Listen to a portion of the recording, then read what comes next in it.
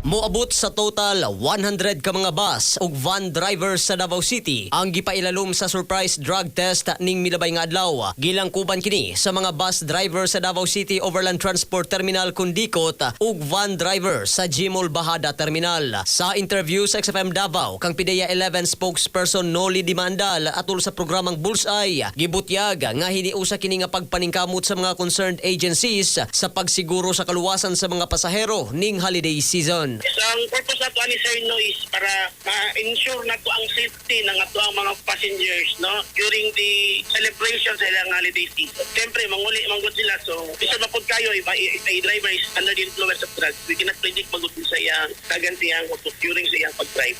Agri sir, ang implementing agency which is the Land Transportation Office 11 and TFRB, PIDEA, gani na po ang Highway Patrol Group. And siyempre, ang local government ganito ng Davao City, yung dikot. Sumala sab ni LTO 11 Law Enforcement Section Head Yuri Lim, gibutyag nga subay sa Uplan Pasko 2025, importante kini nga lakang sa pagsiguro nga anaa sa tarong nga kondisyon ug dili ilalom sa impluwensya sa illegal nga droga ang mga driver sa matag biyahe. Ilabi na ning holiday season nga dagsa ang pasahero uban ang pagpasabot nga kanunay nakaandam ang tukmang aksyon alang ni adtong magpositibo sa drug test. May directive naman tayo galing sa taas to activate again, no? Uplan ligtas biyahe. For now is Pasko and bagong taon. So alam naman natin ba sa holiday season, tagsa ang mga pasahero, tagsa ang mga nagbabiyahe going home to their provinces. So busy po yung kalsada. Yes, ganun pa rin. Pag mayroong nag-initial positive sa urine test, then we will wait for the confirmatory test. Then from there, we will issue a show cause order. Then we will prepare a resolution based on the available documents that we have. Kasama na rin po yung sagot ni driver.